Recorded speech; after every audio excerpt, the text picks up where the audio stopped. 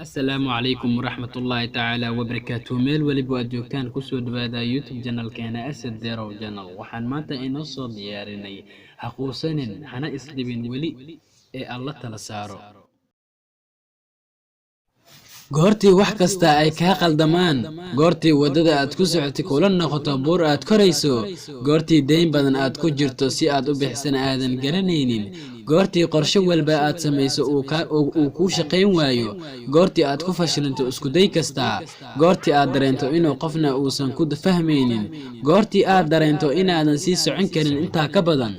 goortii dhibaato ku haysa aadan haynin wax xal ah xasuusi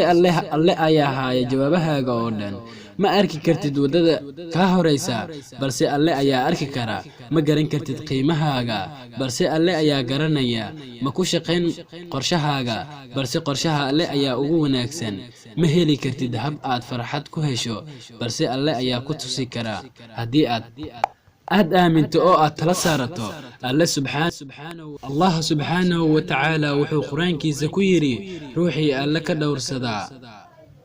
wuxuu u furi faraj wuxuuna ku irsaaqay meel uusan ka filanaynin ruuxii eebada la saartaana waa uu ku filan yahay eebana amarkiisa waa uu fulinayaa wax walbana eebe wuxuu u yeelay waqti sugan Allah subhanahu wa ta'ala ka dulqaado qof kasta oo kurba iyo dhibaato adduunyo haysto eebaha ugu bedelo fudayd qof kasta oo culays badan dareemaya